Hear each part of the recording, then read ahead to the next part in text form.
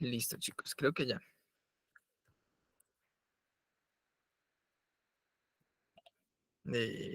Se ve la cámara.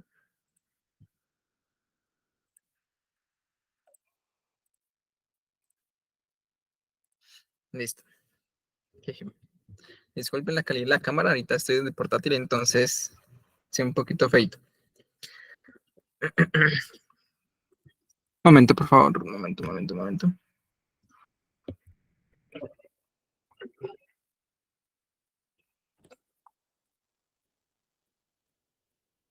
Listo, creo que ya.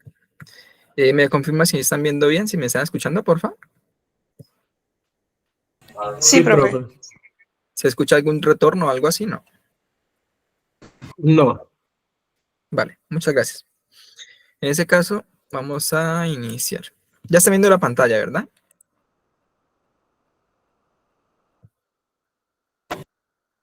Sí, señor. Listo, excelente. Muchas gracias.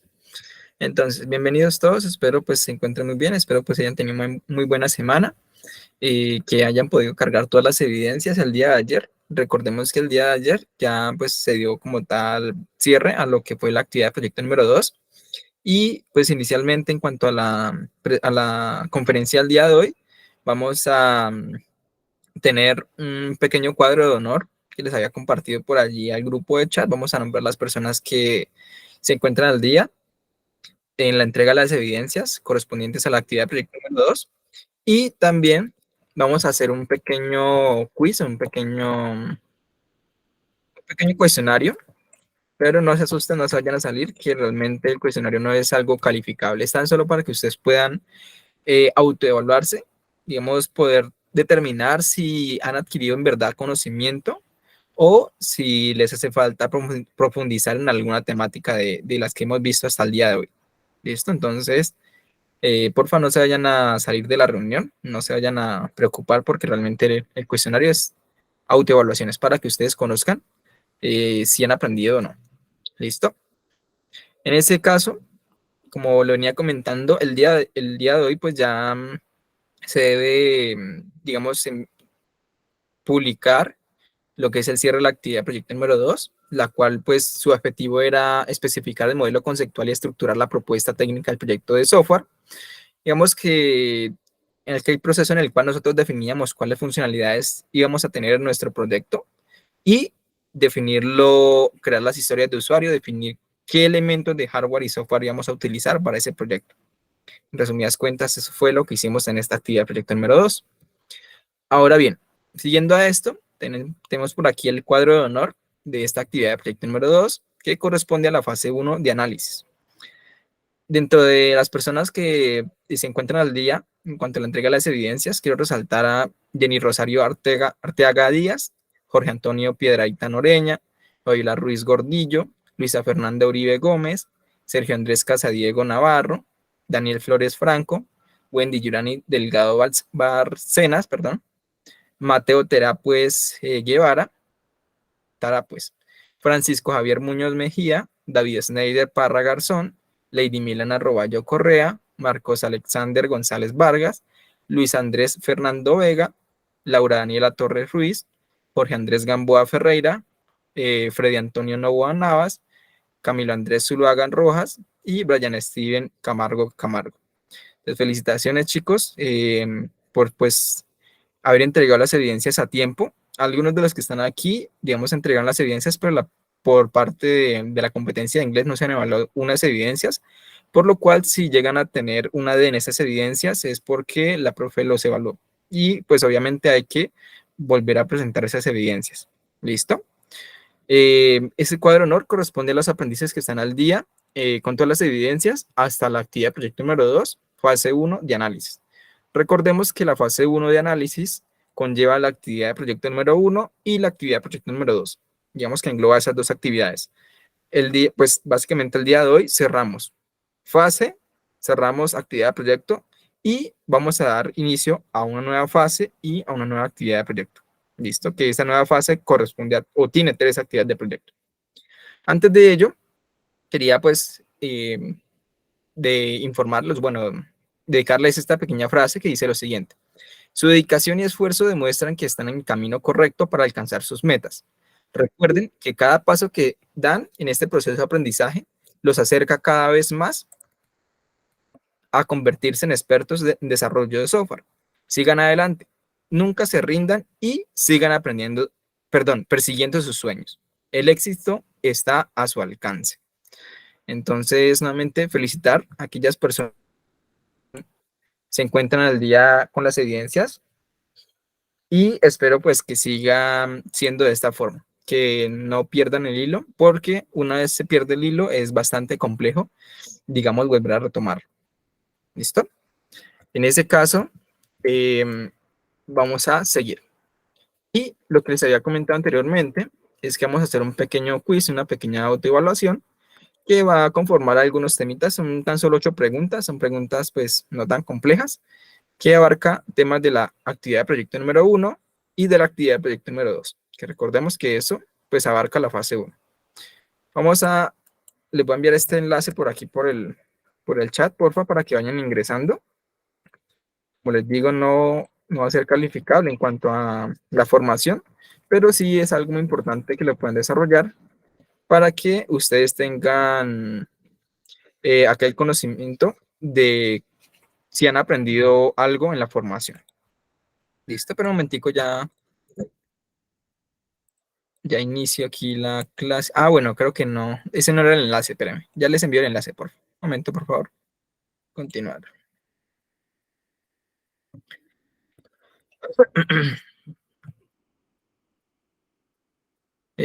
Copiar y pegar.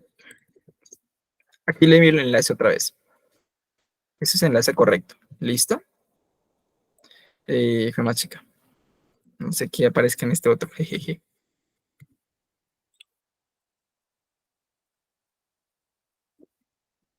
¿Listo, porfa? Pueden ir ingresando. Esperando. Pueden ir ingresando. Aquí vamos a tener una pequeña tablita con la puntuación. Obviamente, pues vamos a ver tan solo las personas que llegaron de primeras. No hay ningún problema por ello. Entonces van 3 personas. Ahí aproximadamente en la reunión 9 personas, porfa. Como les digo, no es algo calificable netamente, sino es una pequeña autoevaluación de cada uno de ustedes para que evalúen su conocimiento en cuanto a la formación. Van 5 personas, porfa. Si pueden ingresar más, se los agradezco.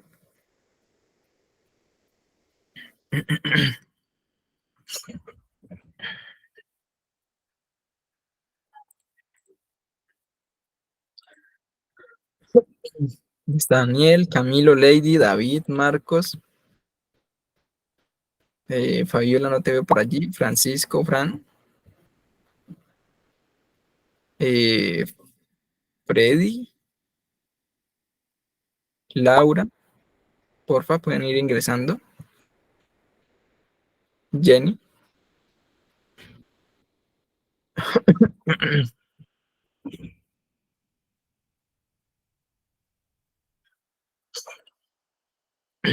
Listo, pues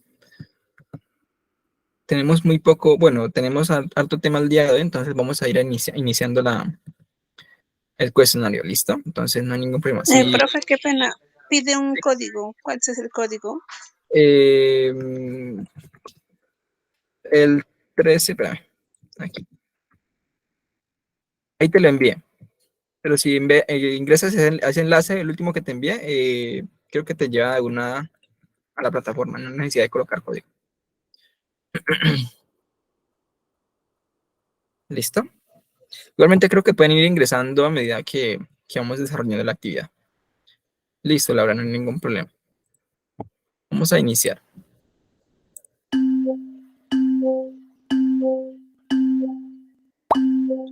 Ya aparece la información.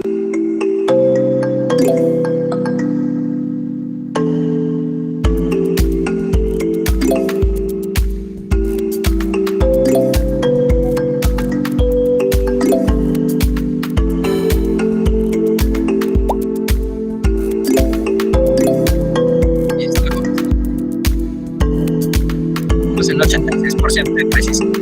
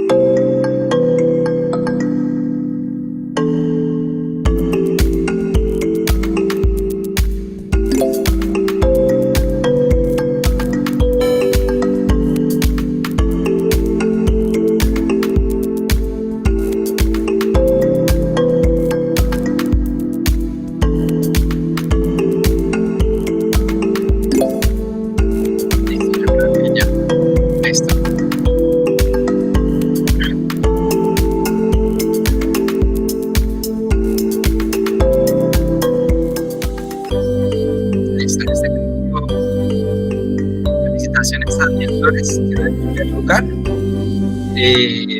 Segundo lugar, Camilo Zuluaga. Y tercer lugar, Luisa Fernanda. Excelente, chicos, felicitaciones.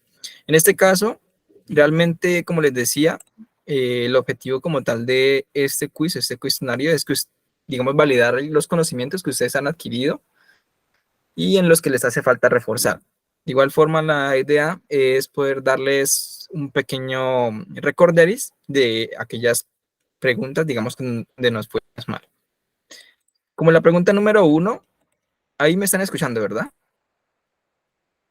Sí, profe. Listo, excelente. Como la pregunta número 1 correspondía a la siguiente. ¿Qué es software? Entonces, recordemos que software básicamente es un conjunto de instrucciones o programas de computadora. Es un software, un programa que me permite realizar cualquier acción, desde un navegador hasta un programa para editar documentos como el es Office. Otro puede ser Microsoft Teams. Cualquier programa básicamente corresponde a un software, tanto en dispositivos móviles como dispositivos portátiles o computadores de escritorio. ¿Listo? Entonces, no es componente principal de hardware porque hardware corresponde a algo físico, algo que se puede tocar. Tipo de lenguaje de programación tampoco porque pues no es algo digamos, no es algo que vayamos a nosotros a programar. Y dispositivo físico utilizado en sistemas informáticos, pues en este caso tampoco porque ya es algo tangible. Recordemos que el software es algo intangible, o sea, es algo programado que nosotros pues ya le damos una funcionalidad en concreto. ¿Listo? Office está allí para nosotros crear documentos. El navegador está allí para nosotros poder navegar, ver videos, ver diferentes páginas web, obtener información, etcétera. Entonces, cada programa o cada software está dispuesto o, bueno, está creado con un determinado objetivo. Vamos por la segunda y era ¿qué es hardware? Recordemos que hardware es la parte tangible, la parte, cuando digo tangible, es lo que se puede tocar. La parte física de un computador, la parte física de un teléfono, la parte física inclusive de un televisor inteligente que ya ahorita traen sistema operativo Android. Entonces, todo lo físico, todo lo que nosotros podamos tocar, corresponde a hardware. El mouse corresponde a hardware. ¿Por qué? Porque es un elemento que yo puedo tocar y hace parte de un sistema que en este caso es una computadora. ¿Listo? Entonces, todo lo que pueda uno tocar sería hardware. En este caso, en la parte de informática. La siguiente pregunta corresponde a qué es un requerimiento funcional. Recordemos que el requerimiento funcional es aquel requisito, aquella necesidad del usuario que pretende solucionar la problemática de este. Es decir, un requerimiento funcional puede ser, yo necesito que mi sistema tenga un inicio de sesión. ¿Sí? O bueno, yo necesito que mi sistema pueda calcular cuánto he vendido el día de hoy. O yo necesito que mi sistema pueda registrar las ventas del día de hoy o las ventas que yo haga en mi determinada empresa. O yo necesito que mi sistema pueda realizar llamadas internacionales. O yo necesito que mi sistema pueda generar reportes para yo poder tener una visión de mi empresa. Entonces, requerimiento funcional es aquel requisito, aquella necesidad del usuario, la cual pretende solucionar una problemática. ¿Listo? Entonces, es básicamente aquella función de un programa que va a ayudarle a esa persona o a ese cliente a hacer las cosas más fáciles. Ello es un requerimiento funcional. Y teníamos otra pregunta que era, ¿qué es un requerimiento no funcional? En este caso, recordemos que el requerimiento no funcional, corresponde a una necesidad del usuario, pero que no va enfocada netamente a solucionar la problemática. Es decir, el usuario dice, yo quiero que el sistema tenga colores azules y rojos. Por ende, si ustedes analizan, el que tenga un color un sistema o que tenga otro no va a solucionar la problemática al usuario, tan solo va a hacer que se vea más bonito, pero no va a ayudarle con las ventas, no va a ayudarle a realizar llamadas, no va a ayudarle a generar reportes en ninguna parte. Que la persona dice, bueno, quiero que mi sistema tenga seguridad mediante correo y contraseña. ¿Qué sucede? Esa seguridad mediante correo y contraseña realmente tampoco le soluciona la problemática al usuario. ¿Por qué? Porque el usuario necesita reportes, necesita llamadas, necesita registro de ventas. El correo y la contraseña como seguridad es algo añadido para sencillamente tener, digamos, seguro el sistema. ¿Listo? Que el botoncito debe ser circular. Otra cosa que sencillamente no ayuda a solucionar el problema del usuario, pero que es algo de estética que el cliente no necesita así para que sea bonito y para que las demás personas puedan utilizar el sistema fácilmente. ¿Listo? Entonces, requerimiento funcional es sencillamente aquellas funciones que ayudan a solucionar una problemática. Requerimientos no funcionales no ayudan a solucionar una problemática, sino es algo visual, algo de seguridad, diseño de botoncitos, diseño de aplicativos. ¿Listo? La siguiente pregunta era, ¿para qué sirven los diagramas de casos de uso? En este caso, recordemos que los diagramas de casos de uso eran donde nosotros colocamos las funciones generales que va a tener mi sistema. Mi sistema va a tener, digamos, una gestión de usuarios, mi sistema va a poder, digamos, registrar las ventas, mi sistema va a permitir generar reportes.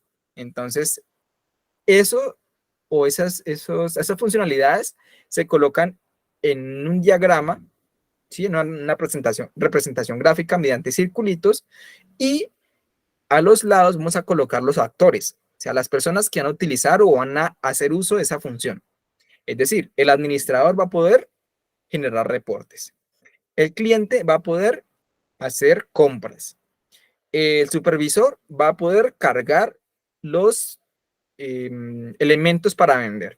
Entonces, en este caso, lo que busca el diagrama de casos de uso es modelar y representar gráficamente la interacción entre los actores, que serían las personas que han utilizado el sistema, y las acciones que hay en el sistema, o que se pueden hacer, o las funciones que pueden hacer en el sistema. ¿Listo? Digamos, ese es el objetivo de los diagramas de casos de uso. ¿Cuál es la metodología? Perdón, ¿cuál metodología no es una metodología ágil? Recordemos que las metodologías ágiles están, digamos, enfocadas a realizar entregas tempranas. ¿A qué me refiero con entregas? Supongamos que yo estoy trabajando en una aplicación que va a permitir realizar llamadas a larga distancia y llamadas locales. En ese caso, ese proyecto va a durar, no sé, 2 años. Y para no esperar 2 años a desarrollar ese sistema completo y entregárselo al cliente, voy a utilizar una metodología ágil como Scrum, que lo que se enfoca es, dentro de 2 semanas, voy a permitir realizar llamadas, pero tan solo en mi municipio. Dentro de 4 semanas voy a poder realizar llamadas, pero a nivel de departamento. Dentro de 6 semanas o dentro de 3 meses voy a permitir realizar llamadas a nivel nacional.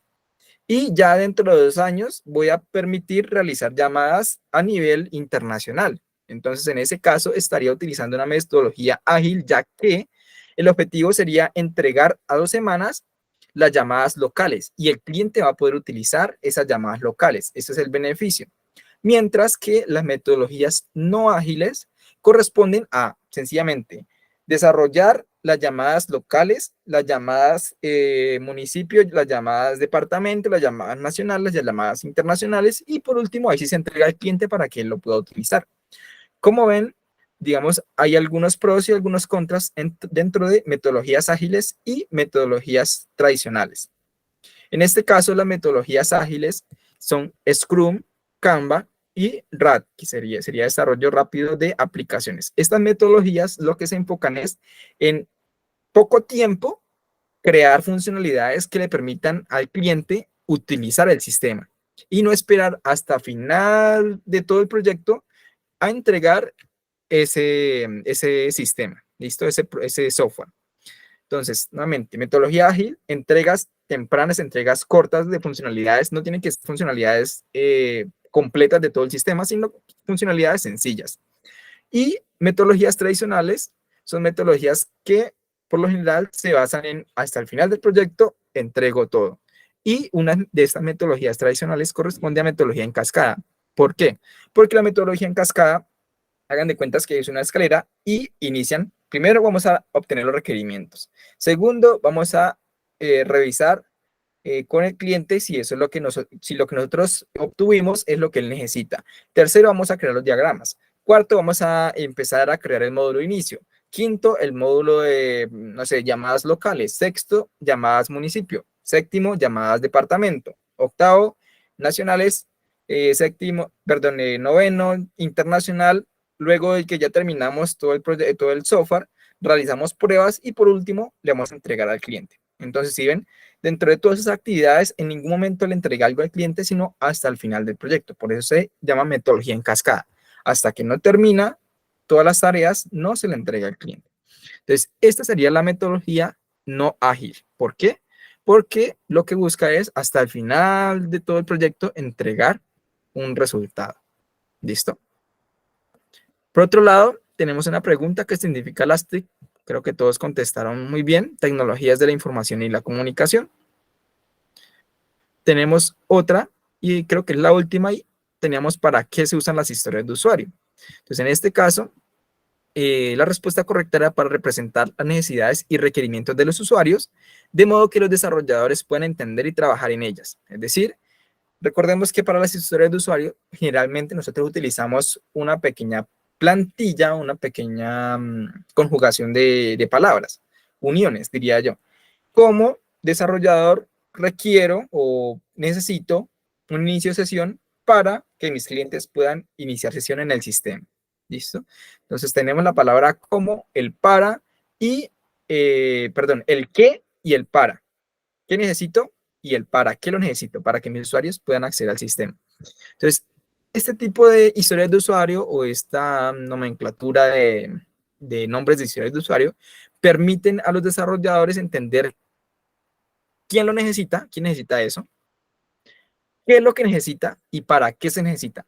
En muchos de los casos, los desarrolladores, si no entienden ese contexto de quién lo necesita, pueden desarrollar una funcionalidad algo diferente o enfocada a una persona diferente. Por ende, la interfaz va a ser algo, no sé, robusta, la interfaz puede que no esté bonita, si es para el cliente debería ser algo agradable, si es para, no sé, la parte de administración, la parte de soporte técnico, realmente tener muchas opciones no importa porque las personas de soporte técnico deberían capacitarse en ello.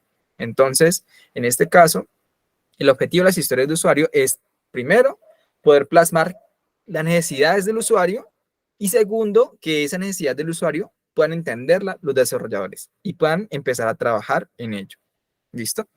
Entonces, ese sería el contexto de estas preguntas, que en general creo que les fue muy bien. Digamos, en la pregunta que más tuvieron fallas fue en la metodología no ágil, que recordemos que es cascada, porque hasta el final del proyecto no se entrega nada.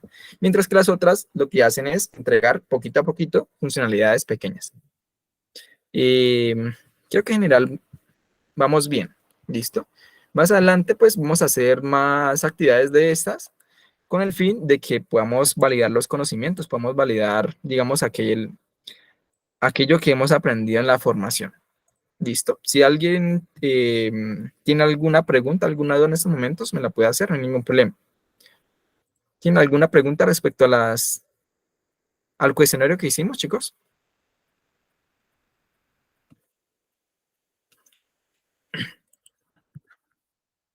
¿No? No, señor. No, señor. No, profe. No, profe. No hay problema. Vale, muchas gracias. Entonces vamos aquí a seguir con la presentación del día de hoy.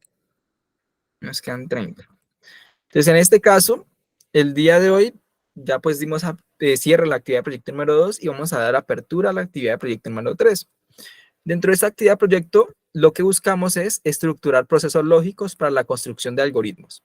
Recordemos que por allí en conferencias pasadas les había hablado algo de algoritmos. Y algoritmos básicamente es una serie de pasos con la cual yo soluciono una problemática. ¿Listo?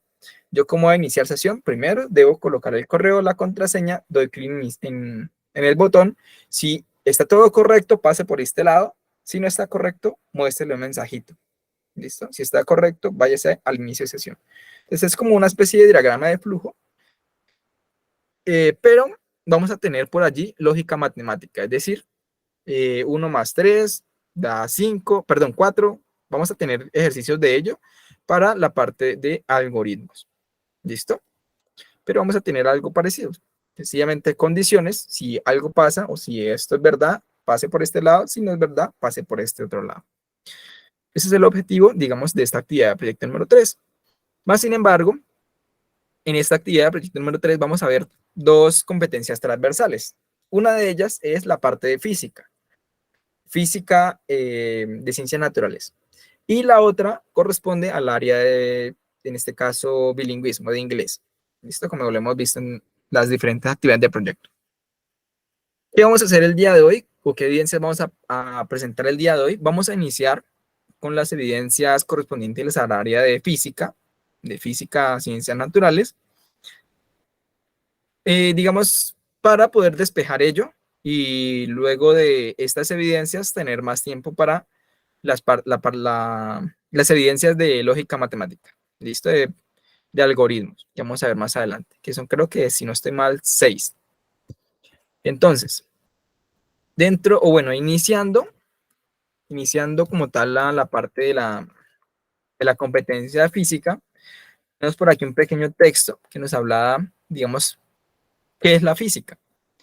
Entonces vamos a leer aquí este pequeño texto que tenemos y ya ahorita vamos a hacer una pequeña, bueno, que tenemos una pequeña metáfora por acá. Tenemos lo siguiente. La física es una rama de las ciencias naturales que se enfoca en el estudio de la materia y la energía y cómo interactúan entre sí en el mundo que nos rodea. Podríamos pensar en la física como una especie de detective que trata de entender cómo funcionan las cosas.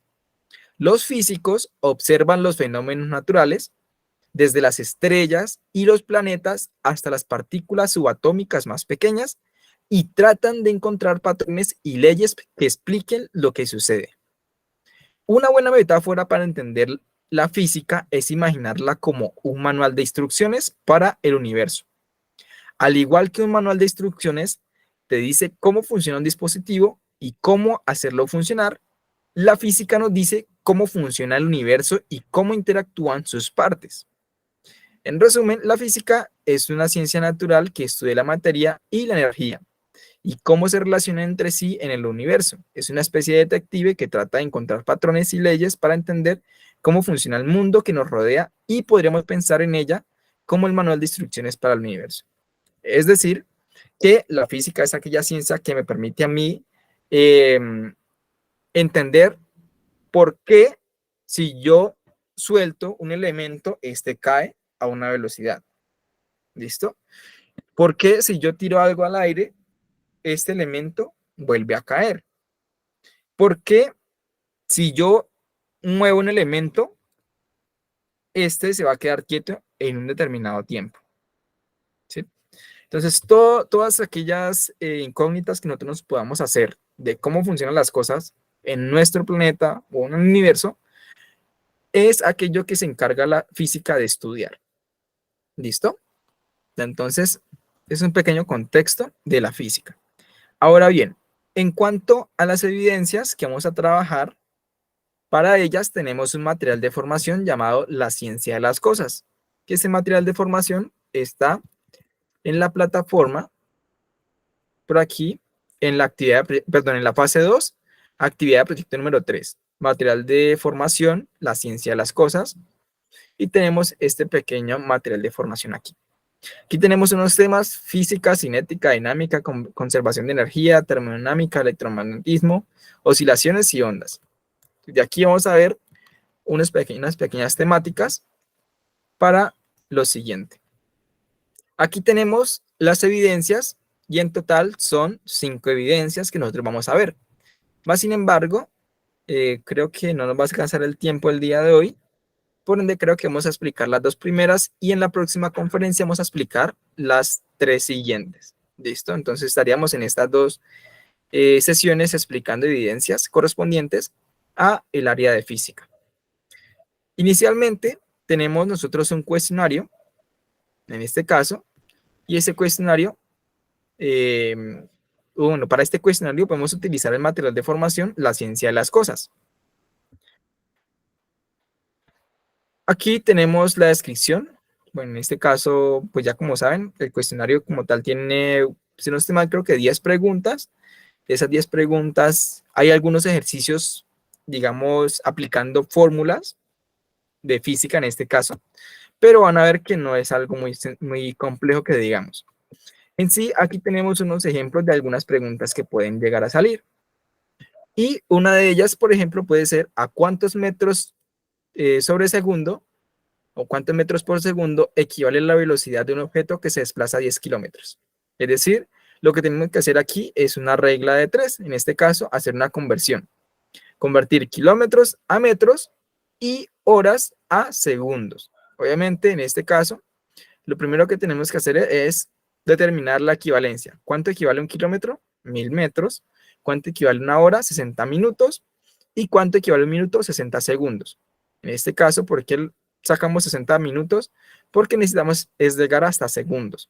Entonces, por ello, multiplicamos 60 minutos por 60 segundos, es igual a 3600 segundos. Esos 3600 segundos equivalen a una hora.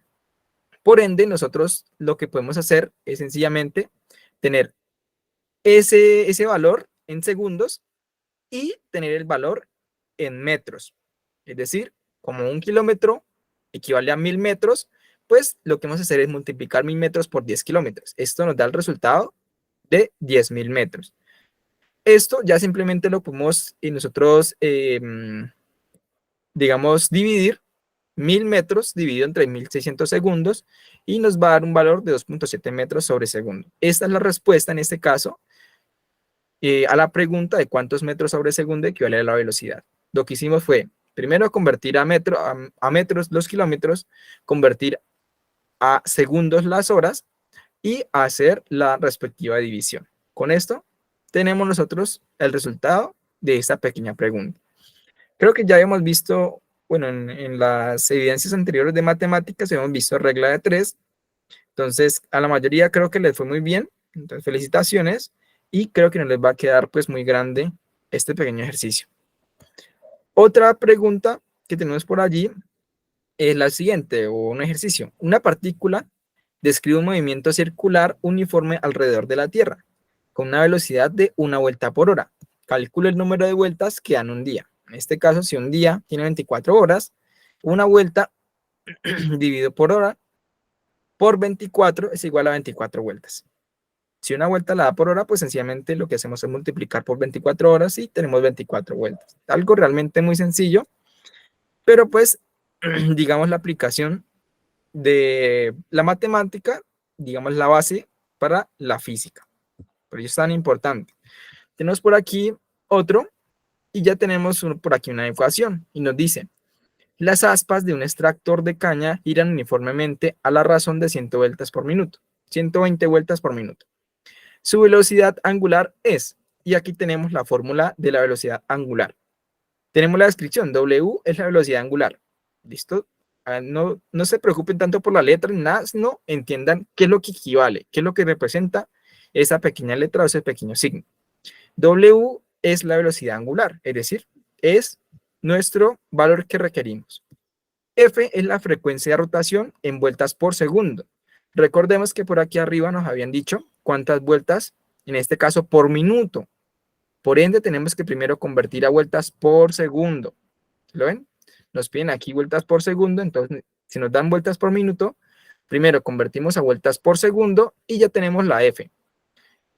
Pi, en este caso, que es este símbolo de aquí, pues es una constante, en este caso 3.1416 aproximadamente, que tiene muchos decimales más, pero en este caso podemos tomarlo así. Y lo primero que debemos hacer es debemos convertir la frecuencia de rotación de vueltas por minuto, RPM, a vueltas por segundo. ¿Qué es lo que debemos nosotros hacer? En este caso, sabemos que un minuto equivale a 60 segundos. Por ende, multiplicamos pues 120 vueltas por 60 segundos. Con esto tenemos, en este caso, un momentico, 2 Hz. 120. ¿Sí era así? Ah, sí, es así. En este caso, tenemos 100 vueltas dando en un minuto. O sea, 1 segundo, 2 segundos, 3 segundos, 4 segundos, 5 segundos, 6 segundos, etc. Entonces, en este caso, sabemos que un minuto corresponde a 60 segundos. Por ende, lo que vamos a hacer es dividir 120 vueltas en 60 segundos y tenemos una cantidad de 2 vueltas que da en un segundo. Es decir, la aspa, en este caso, del extractor de caña, está dando 2 vueltas por cada segundo. Y lo único que tenemos que hacer nosotros para hallar la velocidad, en este caso angular, es reemplazar los valores en esta operación, en esta ecuación. Nos dice que W es la velocidad angular, por lo cual pues es lo que vamos a hallar, por ende no lo quitamos o no lo reemplazamos. El 2 pues es en este caso allí es una constante, no cambia. Pi en este caso que es 3.1416 que lo estamos reemplazando acá. Y F que es la frecuencia de rotación que sería un 2. Por ende multiplicamos 2 por 3.1416 por 2. Esto nos da sencillamente aproximadamente 12.56 rads. En este caso que sería, digamos, la velocidad angular, y esa sería nuestra respuesta. Como lo ven, realmente son temas pues muy sencillos, que lo único que hay que captar es ¿A qué hace referencia cada signo? Que eso es lo importante. Después de que nosotros entendamos el signo que representa, vamos a entender o hacer simples operaciones matemáticas. Sumas, restas, multiplicaciones, divisiones y allí importante la jerarquía de operaciones. Recordemos que la jerarquía de operaciones es aquella que si está entre paréntesis se debe hacer primero. Que si es una multiplicación y tenemos también una suma, primero tenemos que hacer la multiplicación. O si es una división, tenemos que hacer primero también la división antes que las sumas o las restas. Entonces siempre es importante esas bases matemáticas que vimos en la actividad de proyecto pasada para poder nosotros aplicarla, en este caso, en ecuaciones pues que ya tenemos en el área de física. ¿Listo? Entonces, como lo ven, no son temas muy complejos que digamos. De estas preguntas aproximadamente creo que hay como 5 y las otras 5, si no estoy mal, son conceptos. La parte de los conceptos sí lo pueden encontrar en la parte del material, por ende es importante que puedan echarle un ojito. La parte de física, el concepto del área de física, el concepto del área de la cinética, concepto de dinámica, conservación de la energía, termodinámica, electromagnetismo, oscilaciones y ondas. Entonces, para allí van a salir algunas preguntas relacionadas con esas temáticas. Por ende, es importante que las puedan visualizar antes de poder presentar ese cuestionario. Que pues el cuestionario tiene 3 intentos para que lo puedan desarrollar. ¿Listo? Eso en cuanto a la primera evidencia. ¿Alguna duda, preguntas aquí, chicos? ¿Sencillo, complejo? No sé. Profe, de pronto una pregunta. ¿Me escucha? Sí, sí, correcto, te escucho. Profe, es que al principio cuando usted colocó la presentación, ahí estaban relacionadas 5 evidencias y decía que la fecha límite era el 14 de julio. Ok, ¿Es ok. para las 5 evidencias o para esta primera que estamos hablando? Vale, en este caso, pues como vamos a alcanzar tan solo a explicar 2 el día de hoy, vamos a dejar hasta el 14 las 2 primeras. ¿Listo? Ahorita pues organizo la fecha de esas 2 primeras.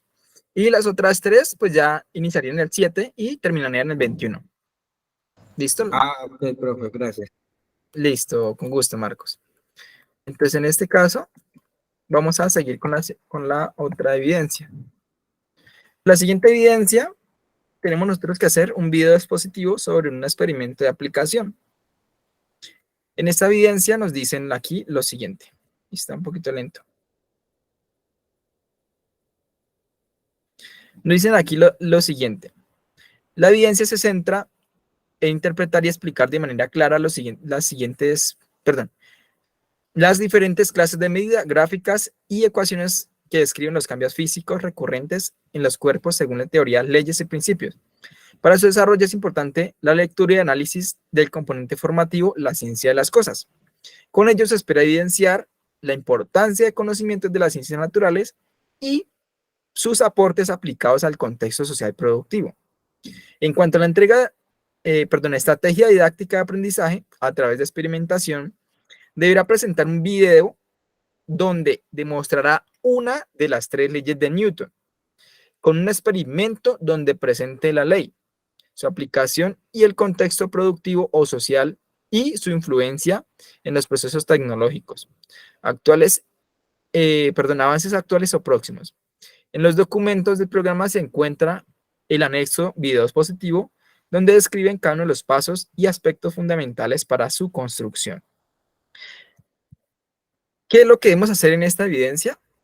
Muy sencillo, un video en el cual cojamos una de las 3 leyes de Newton, la expliquemos y podemos hacer un ejercicio o explicar un ejercicio de, digamos, aquí va enfocado esa ley y cómo pues nosotros la podemos encontrar en nuestro día a día. ¿Listo? Ahora bien, espérenme un momentico. Voy a mostrarles por aquí el anexo expositivo. Ese documento que dice anexo video expositivo, este es un documento donde ustedes pueden allí primero redactar qué es lo que van a decir en el video para luego poder grabarlo. Aquí cuando ingresen a la evidencia, que ya hoy me tomé la molestia de colocar los elementos de las evidencias. Ah, fue madrica. Chica. Ese enlace de otra formación. Me toca actualizarlo. Entonces, cuando ingresen aquí, van a poder descargar este documento y aquí van a poder tener estos recuadros. Entonces, aquí pueden colocarle el título. O sea, estos elementos o esta información que ustedes coloquen aquí les va a servir a ustedes para primero plantear qué es lo que van a decir en el video y luego ustedes puedan grabarlo.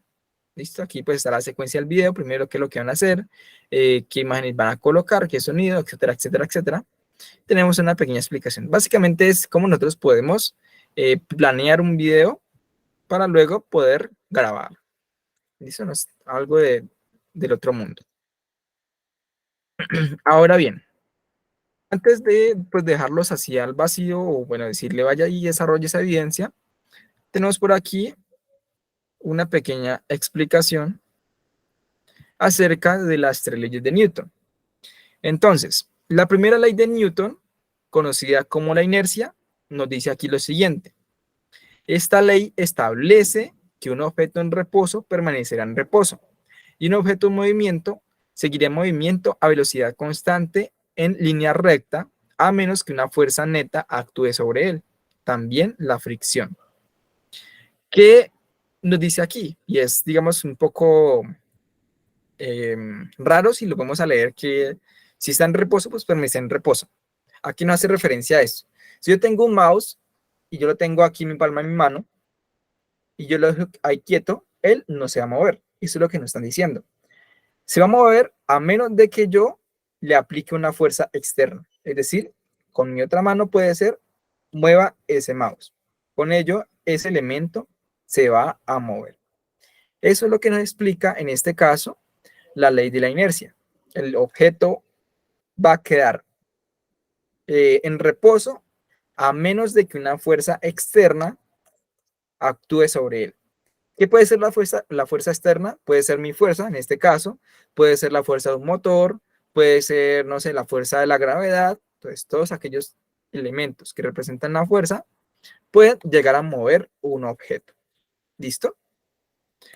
Ahora, una metáfora podría ser pensar en una pelota de bolos en una mesa plana. Si la pelota está quieta, no se moverá hasta que alguien la empuje con suficiente fuerza para vencer su inercia y hacerla rodar. Del mismo modo, si una pelota está rodando, seguirá haciéndolo a menos de que algo la detenga, como la fricción con la superficie. Es decir, cuando ustedes lancen una pelota, la pelota tiene fricción con la superficie porque la gravedad la está jalando. Por ende, al momento que se desplaza, va perdiendo su velocidad porque está haciendo fricción con el suelo. ¿Listo? Entonces, eso es lo que nos explica esta primera ley. Aquí nos dice, la primera ley de Newton nos dice que los objetos tienden a resistir cualquier cambio en su estado de movimiento, ya sea en reposo o en movimiento rectilíneo uniforme. Es importante entender esta ley para comprender cómo los objetos se comportan y cómo las fuerzas pueden influir en su movimiento. ¿Qué sucede con esto de que los objetos también pues tienden a resistir? Si ustedes tienen este mouse, si yo cojo mi dedo y le hago así, digamos, él tiende como a moverse, pero no se mueve completamente. Si no le hago suficiente fuerza. A eso es lo que se refieren con que los objetos tienden a resistir los cambios. ¿Por qué? Porque el objeto tiene un peso. Al tener un peso, la gravedad también lo está, digamos, absorbiendo y por ende, hasta que yo no venza el peso que tiene el objeto, este no se va a mover. Si ustedes tienen una piedra muy grande o pueden coger una casa, un armario, ustedes le aplican fuerza a esa casa o ese armario o esa piedra grande, ustedes van a ver que hasta que no le apliquen la suficiente fuerza o la fuerza para que, digamos, la mayor fuerza a la del peso de ese objeto no se va a mover por nada del mundo. ¿Listo? Eso es lo que nos están diciendo en este tercer párrafo, que el objeto también tiene una pequeña fuerza que nosotros debemos pues romper para que éste se pueda mover. ¿Listo? Entonces, eso pasa con los carros en este caso. Los carros, mediante el motor, pues tienen una pequeña fuerza que hace que rompa, en este caso, su, digamos, estado de reposo. Si ustedes dejan apagado el carro, tratan de mover el carro, van a ver que es algo pesado. Pero el motor, pues como tiene más fuerza que nosotros, sencillamente va a poder mover el carro mucho más rápido. Asimismo, tenemos por aquí a la derecha una pequeña imagen que nos representa eso. El carrito está quieto. Si la persona lo mueve, pues el carrito se mueve. Pero en algún momento ese carrito va a llegar a pararse. ¿Por qué? Por primero la gravedad, segundo el peso que tiene ese objeto y la fricción que está haciendo con el suelo. Y vuelve a quedar en estado de reposo hasta que alguien con suficiente fuerza vuelva a mover ese elemento. Listo. Esto corresponde a la primera ley de Newton llamada inercia. Entonces aquí con este contexto ya pueden tener una idea de cómo, pues, bueno, qué pueden decir en ese video. El video, pues, traten de hacerlo mayor a 1 minuto. En el documento, pues, dicen mínimo 3, pero creería que mayor a 1 minuto estaría bien. ¿Alguna pregunta hasta aquí para seguir en la siguiente ley? No, profe. No, señor. No, profe. Excelente. Entonces, tenemos la segunda ley de Newton, la fuerza. Nos dicen aquí, también conocida como la ley de la fuerza, establece que la fuerza neta que actúa sobre un objeto es igual a la masa del objeto multiplicada por su aceleración. Esta ley es importante porque nos permite calcular la fuerza necesaria para producir una determinada aceleración de un objeto. Tenemos una pequeña ecuación y nos dicen aquí que la fuerza neta es igual a la masa por la aceleración. Otra forma de visualizar esto es imaginando un objeto pesado y un objeto ligero, ambos a la misma velocidad. Si empujamos ambos objetos con la misma fuerza, el objeto ligero se moverá más rápido que el objeto pesado, debido a que tiene una masa menor. De manera similar, si aplicamos la misma fuerza a un objeto mayor masa, su aceleración será menor porque la del objeto, que la del objeto de menor masa. En general, entender la cantidad de fuerza que se ejerce en diferentes situaciones puede ser útil para diseñar y construir dispositivos y estructuras que sean seguros y eficientes. En este caso, puede ser los cohetes. Los cohetes tienen un peso gigante, un peso bastante grande, bastante peso. Para hacer que un cohete pueda superar la atmósfera de la Tierra, se necesita una cantidad de fuerza inimaginable. Por ende, los cálculos que se deben hacer para ello son pues algo pues muy exactos, porque cualquier, digamos, mal cálculo puede hacer que el cohete pues no llegue o no traspase la atmósfera y regrese a la Tierra otra vez. Entonces, esta fuerza, digamos que va como de la mano de esta ley va de la mano de la ley de la inercia. Y lo que nos dicen aquí es que nosotros podemos aplicar una fuerza mayor a la del peso de ese objeto para poder moverlo. Tenemos aquí la imagen que nos representa aquello. Y nos dice aquí, la aceleración de un objeto es directamente proporcional a la fuerza que actúa sobre él e inversamente proporcional a la masa. Experimento. Empuja un mueble grande y pesado, sentirás que debes hacer mucho esfuerzo para moverlo. Paso 2. Intenta mover una mesa o mueble más pequeño y liviano, verás que avanza un poco más. Es decir, lo que nos dice, o bueno, el objetivo de esta ley es que entre más grande sea el objeto, más fuerza nosotros debemos aplicar a ese objeto para que se mueva. ¿Sí? Si nosotros tenemos una piedra grande, la tiramos, la piedra grande va a caer cerca. Si tenemos una piedra pequeña, la tiramos con la misma fuerza, vamos a ver que la piedra pequeña va a llegar mucho más lejos. ¿Por qué? Porque el peso de esa piedra, pues sencillamente es menor. A menor peso, mayor aceleración. ¿Listo? Entonces, digamos que es O esa es la descripción de la segunda ley de Newton. A mayor masa, mayor fuerza.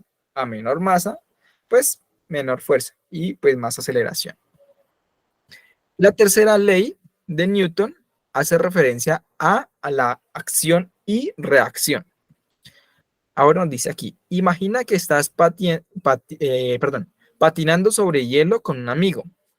Si tú empujas a tu amigo hacia atrás, en este caso, ambos comenzarán a moverse en direcciones opuestas. Si yo le empujo a él, yo voy a ir hacia atrás y él va a ir hacia atrás de él. ¿Listo? Ambos nos separamos mucho más. La tercera ley de Newton dice que en cada acción hay una reacción igual y opuesta. En este caso, la fuerza que estás aplicando sobre tu amigo es la acción y la fuerza que tu amigo aplica sobre ti es la reacción. Pero ustedes dirán, ¿por qué si yo tan solo lo empujé? Él no me empujó. ¿Qué sucede? Que si yo empujo a la persona, si ustedes analizan, la persona tiene un peso, ¿cierto? Al tener un peso, él hace una resistencia. Al hacer la resistencia es como si él me estuviera aplicando también fuerza a mí. Por ende, yo me desplazo hacia atrás y él también se desplaza hacia atrás. ¿Listo? Esto corresponde a la ley de la acción y reacción. Si yo aplico una fuerza, el otro objeto me va a aplicar una fuerza, en ese caso, de la misma proporción, digamos así. Obviamente, si el elemento es mucho más pesado, más robusto que yo, la fuerza que ese elemento me aplica va a ser la misma y por ende, pues yo no voy a poder moverlo. ¿Listo? Yo me voy a ir hacia atrás. O pues intento mover algo y va a ser en vano. ¿Por qué? Porque el elemento es demasiado pesado. En resumen, la tercera ley de Newton establece que para cada acción hay una reacción igual y opuesta. Esta ley es importante porque nos ayuda a entender cómo se relacionan las fuerzas entre dos objetos.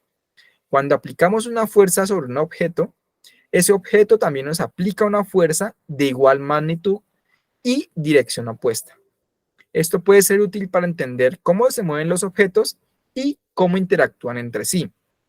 Aquí tenemos a la derecha una pequeña imagen sobre una chica que está en una silla de oficina. ¿Listo? ¿Qué sucede? Que la chica va y hace fuerza sobre el armario. El armario, pues, a ser más pesado, yo aplicar una fuerza, sencillamente el armario me repele. ¿Sí? ¿Por qué? Porque él está haciendo una fuerza o se está quedando quieto y yo estoy tratando de moverlo. Como yo estoy tratando de moverlo, sencillamente me voy a ir hacia atrás. ¿Listo? ¿Por qué? Porque apliqué una fuerza que no alcanzó a mover el objeto, por ende el objeto me devolvió esa fuerza completamente a mí. Si el objeto es más pequeño, sencillamente todavía va a aplicar una fuerza sobre mí, pero va a ser mucho más pequeña. O sea, puede que no me vaya hacia atrás, pero sí alcance a mover el otro objeto, porque es más pequeño. Entonces, la tercera ley de Newton lo que nos dice es que si nosotros aplicamos una fuerza o cualquier fuerza, el otro elemento o la otra parte también va a aplicar una fuerza sobre nosotros. Un carro, ejemplo.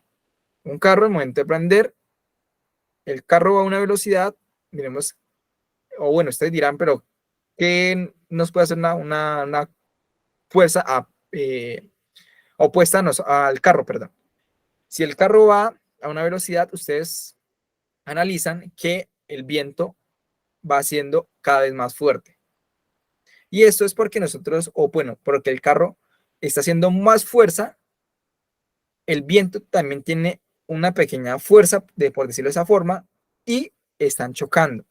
El viento le ejerce la fuerza al carro y el carro pues le está ejerciendo fuerza al viento. Por ende, nosotros sentimos que a mayor velocidad o mayor fuerza, sencillamente, el viento se siente más fuerte.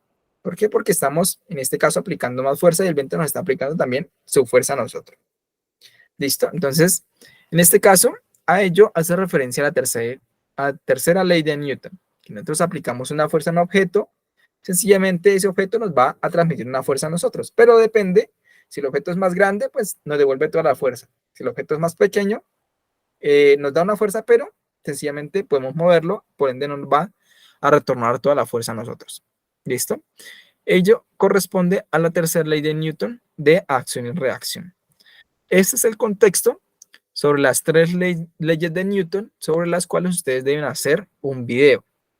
Van a elegir una de estas tres leyes y sobre una de ellas van a hacer el video explicando, dando pues un caso, en este caso, un caso en la vida cotidiana, pues en qué se ha aplicado o en qué pues inventos se han aplicado dichas leyes, por ejemplo, la parte del cohete, como les había explicado, etcétera, etcétera, etcétera. Entonces, en este caso ya pues damos, digamos, explicación a las evidencias de esta conferencia del día de hoy. Nos pasamos 7 minutos y la idea es estas dos primeras evidencias que corresponden al cuestionario y al video, podemos entregarla antes del 14 de julio.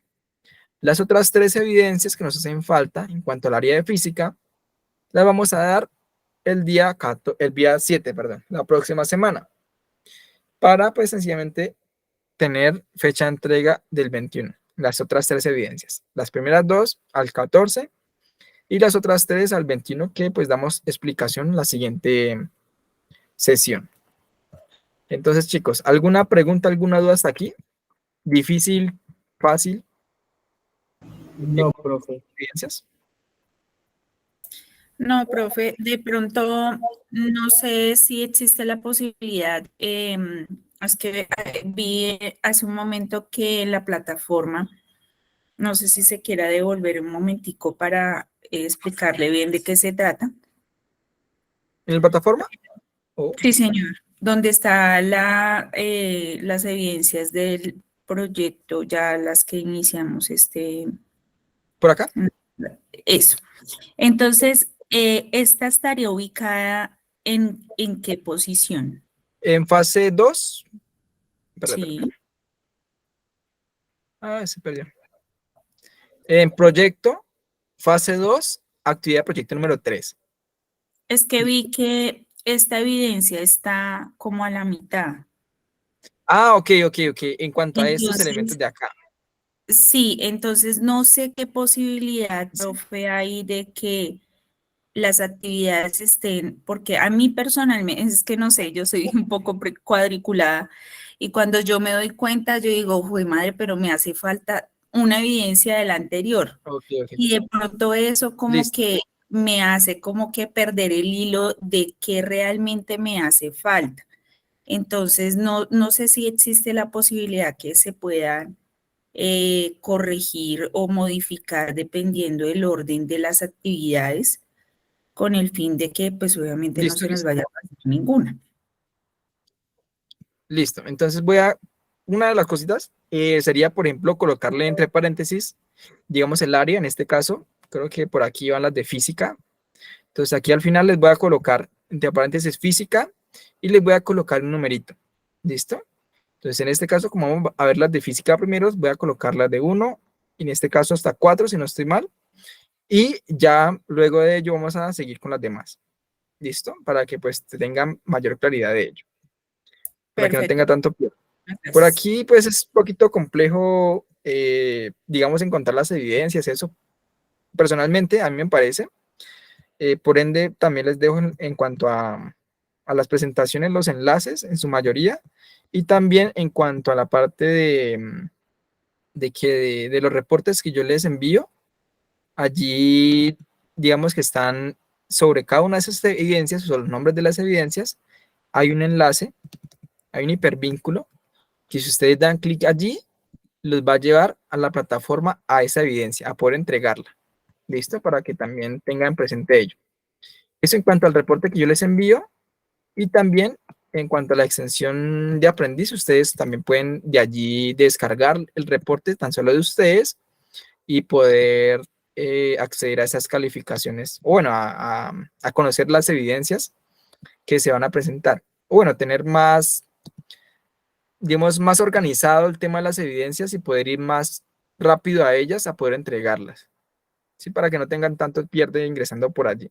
Entonces, ustedes, por ejemplo, aquí en la parte de aprendices, Ustedes vienen, descargan ya sus calificaciones a nivel personal y si dicen, ah, listo, me faltó tal evidencia, entonces lo que hacen es dan clic encima de ella en abrir EB y ya con eso los envían a esa parte y para entregar la evidencia netamente. Que pues aquí ya va a estar la información y va a estar aquí abajito el archivo de la evidencia que va a decir qué es lo que se debe realizar. ¿Listo? Entonces también para que lo tengan presente allí. Que personalmente sí me parece algo complejo, digamos, navegar en ese contenido del curso. Pero sí Sí, queda la tarea de poder modificarlo para que sea más entendible y puedan desplazarse más rápidamente. ¿Listo? muchas gracias, profe. Listo, con gusto. Entonces, ¿algo otra pregunta, chicos? ¿Algo otra duda? Profe, yo tengo una pregunta, pero no es referente al tema. Lo que pasa es que el, cuando fue el otro día hubo una videoconferencia con respecto a lo de del contrato de aprendizaje, la Ah, pasantía y correcto. todo eso. Entonces ella dijo que iban a enviar a Ah, los no, instructores el video. Entonces ok, sería ok. posible que usted me compartiera ese video para yo poder. Lo que pasa es que yo pues pensaba hacer un contrato de aprendizaje, pero yo ya no puedo, me toca hacer pasantía. Listo, listo, Jim. Entonces necesito Vale, el no hay video problema. para que por favor me Voy a lo. anotarlo por aquí. ¿Por qué? ¿Por qué? ¿Por qué? Se me ha olvidado pedírselo. Creo que sí la chica me envió algo referente a un documento para que ustedes puedan diligenciar qué alternativa pues quieren en un principio, obviamente. Y las personas que deseen contrato de aprendizaje, que puedan también estar habilitados para contrato de aprendizaje, recuerden que en este caso ustedes pueden acceder a patrocinios. Y esos patrocinios, digamos que funcionan desde la etapa lectiva, es decir, desde estos momentos ustedes podrían, si una empresa requiere hacer un patrocinio, podrían llegar a obtener un patrocinio y ese patrocinio consta de que la empresa les da digamos, ¿cómo se dice? Eh, una ayuda monetaria mientras que ustedes están en la parte de etapa lectiva y cuando salen, pues ya digamos que tienen algo casado con la empresa para cuando salgan, ustedes van a ir a la empresa a trabajar, a realizar su etapa práctica netamente. A eso corresponde la parte del patrocinio. Eh, de estar enviando la información, yo creo que del día de hoy al día de mañana, si no se me olvida, o al día lunes, jeje, tanto de la parte del video como la información que ya me compartió al respecto del formato para que ustedes lo puedan diligenciar. ¿Listo? A las personas que puedan acceder a un contrato de aprendizaje y estén habilitados para ello. Profe, qué pena, otra preguntita. Lo que pasa es que como yo en el caso mío, yo no puedo hacer contrato de aprendizaje, a mí me toca hacer pasantía. En ese caso, ¿ahí cómo haría? ¿Yo tengo que buscar la empresa o yo Sí, cuando ya consiga? La empresa es lo que yo no sé, porque como me dijeron que yo no podía hacer contratos sino pasantía. sí, en ese caso la pasantía, pues digamos, va relacionada en muchos casos a contratar con una empresa, pero sencillamente hay acuerdos mutuos, es decir, la empresa dice, no, yo no le voy a pagar digamos, el salario mínimo, o le pago el salario mínimo, pero tal cosa, o le pago este porcentaje y ustedes pueden realizar tu etapa práctica. O en algunos casos hasta ni em, hasta es gratis, bueno, por decirlo así, la pasantía. ¿Listo? Entonces ya depende, digamos, que un acuerdo entre aprendiz, tanto con empresa, pero obviamente el aprendiz debe buscar la empresa. Por otro lado, también está la alternativa de proyecto productivo, en la cual ustedes lo que hacen es plantear el proyecto, explicar para qué se va a realizar. Digamos, voy a realizar un proyecto para una, digamos, papelería, para que lleve sus ventas diarias. Y en ese proyecto, pues usted no va a tener que ir a una empresa, sino va sencillamente a darle un avance al SENA y diciendo, listo, el día de hoy documenté qué era lo que necesitaba para el proyecto.